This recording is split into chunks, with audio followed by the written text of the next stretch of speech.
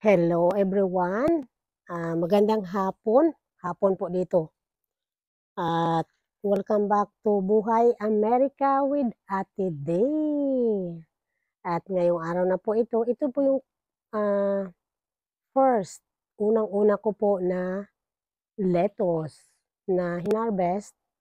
Pang dinner ko po ngayon. Mayroon pa, may sakit pa rin po ako. So ayan, iaano ko po ito. Ah, Huhugasan ko muna ito. Ayan, oh. Oh. Dito lang po ako naghuhugas. Ayan, may sabon po ako dito. Ito po yung aking munting ah, kusina. Hindi naman kusinang-kusina, pero ano siya. Pwede kang maghugas dito, may gripo. Tapos ah,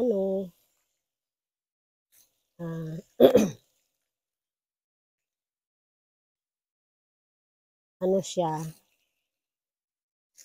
very convenient lang ba na anuhin mo. Ayan,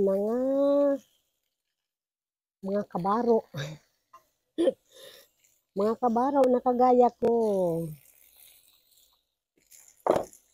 Ayan lang po ang aking ay naku, mas mahirap po magkasakit dito. Ay, alam niyo po talagang love na love ko ang pagtatanim.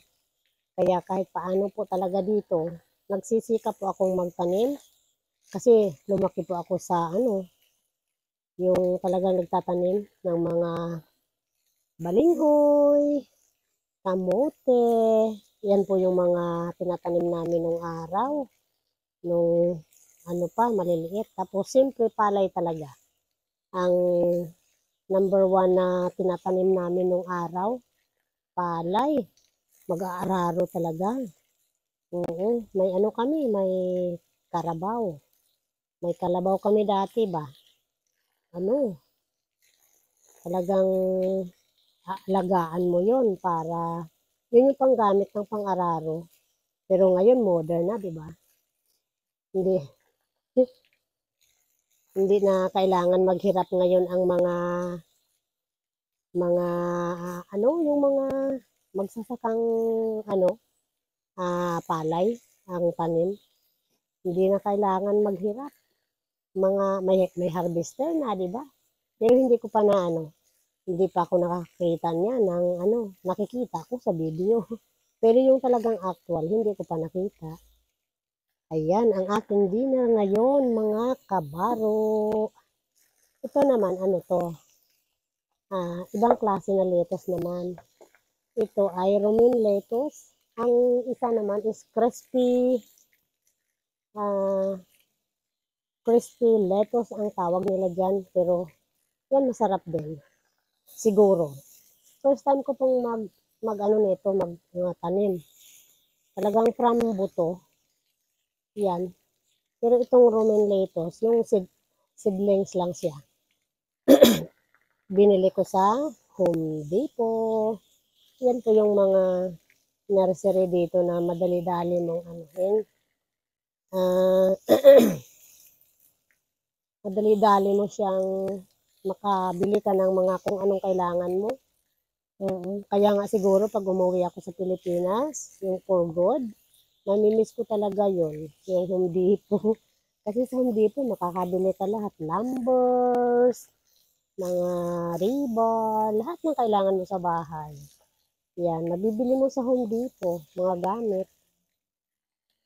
Kaya, hindi lang natin alam kung meron sa Pilipinas. Maalam ko merong Home Depot sa Manila. Pero, siyempre, kung nakatira ka sa probinsya, wala naman. Pero, sigurado, may mga naman, mga hardware sa Pilipinas. Ayan. Diba no? Parang hindi na. Excited na akong kasi nakakapagod na po dito talaga sa pagtrabaho dito sa Amerika. Ayan, bumaha na po dito. Ito na to. ah, compost na natin. Ano muna natin dito 'no, ayan. Tapos ang sibuyas po, siyempre hindi yan kasama sa salad. Ang kasama lang sa salad mamaya is ano lang, lettuce, carrots, meron akong carrots sa refrigerator. Ito ilalagay ko ito sa ano, yung sibuyas, ilalagay ko ito mamaya. Kasi wala pa akong ganang kumain, kaya ang iniisip ko na kainin sa trabaho is noodles. So, ito lang sigurong ilalagay ko. Mayroon akong malunggay doon na pinilian ko na. So, yun baling ano ko, ah, pagkain ko sa trabaho, noodles lang, tsaka ito, tapos malunggay. Ito po yung patula na hinarvest ko din kanina. Ayan o, hindi na ako nakapag-video nung pag-harvest ko. Kasi, ay, maano na, nagmamadali akong para matapos ba. Mahirap din kasi minsan pag ano, isi-set up mo pa yung camera. Ano, so ang update po ng aking garden, tingnan niyo po ang aking mani. Ay, parang naano siya, oh. Kasi tiningnan ko po kung mayroon siyang bunga na mani. Malapit na siyang mamatay kasi siyempre magwi-winter na dito. Ayan, dito ko po kinuha yung isa kong lettuce. Tingnan niyo naman po ang bunga ng aking pangsiling sigang. Siling pansigang ba yun? Jalapenos ang tawag dito eh. Pero grabe ang anghang niya. Excuse me po. Ito po yung aking, ano to eh, cauliflower. Ay, hindi pala. Ano pala to? Cabbage. Repolyo. Repolyo po yan. Tapos ito yung malunggay ko. Hinarbisan ko na kanina. Tapos, nakita niyo po, oh, papakita ko lang ha. Yan. Ano yan? Zucchini. Yan yung zucchini ko. Tapos ito po yung update ng aking ah, broccoli. Ito, broccoli yan. Mga 3 weeks na po ito. Yan. 3 weeks or ah, yeah, wala pa itong 1 month eh, 3 weeks. Ayan, tingnan niyo po oh. Ito naman ano 'to, cauliflower, yan sila. Ayan, so yan yung pong update ng aking garden. Tapos ano, ito po yung bulaklak ko na, marami na naman silang bulaklak.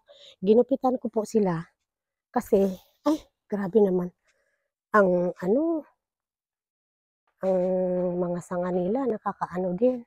Tingnan niyo po oh, ayan yung mga bulaklak ko dito. Yan, ganda nila, oh.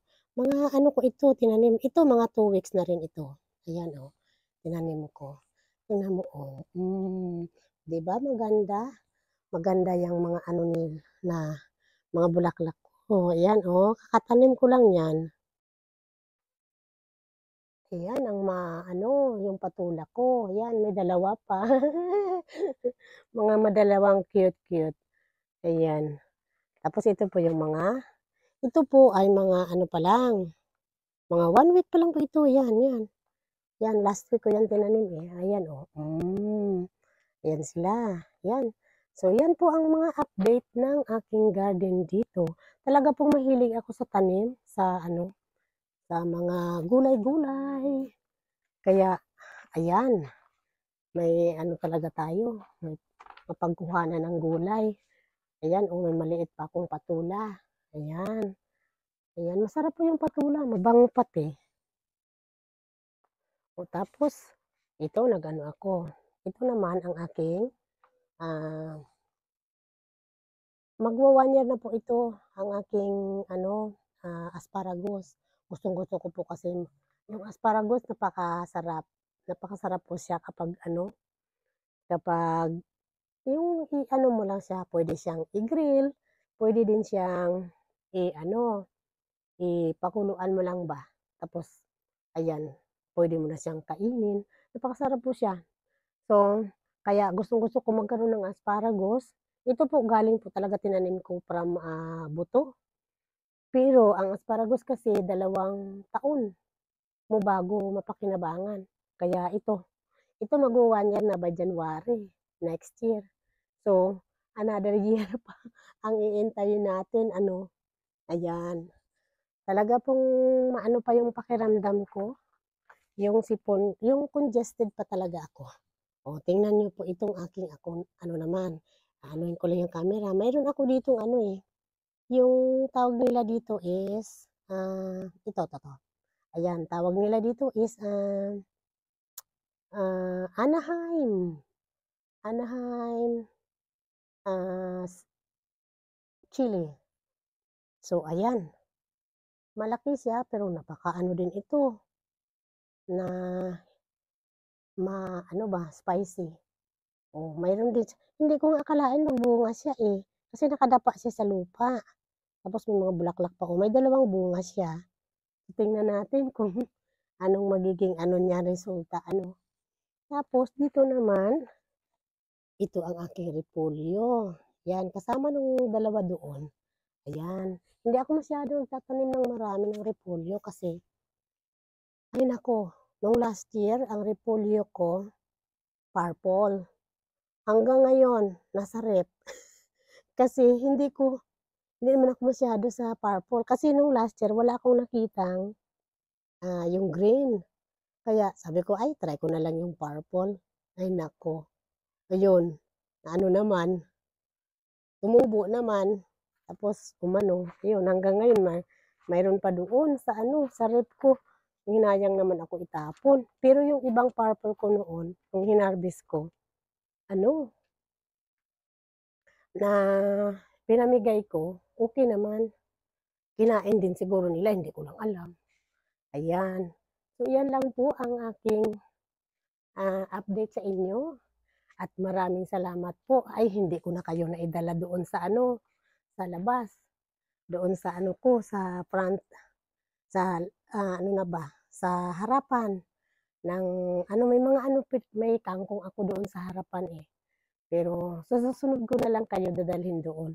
Maraming salamat po sa panunood at sana po nag-enjoy kayo sa araw na ito. Always love yourself and God bless. Maraming salamat po. Magkita-kita po tayo sa susunod ko pang mga episode. At sana po mag-subscribe kayo sa aking channel. Share niyo po ang aking video sa inyong mga kaibigan at sa mga kamag-anak. At mag-comment po kayo sa aking video. Ano pa po bang mga isa-suggest nyo? Mahirap pa ang buhay dito. Siguro sa susunod na mga ano, may mga pag-usapan din tayo mga topic. Pero sa ngayon po, ito lang muna. Mga garden muna tayo. Ayan, maraming salamat po. At God bless. Babu!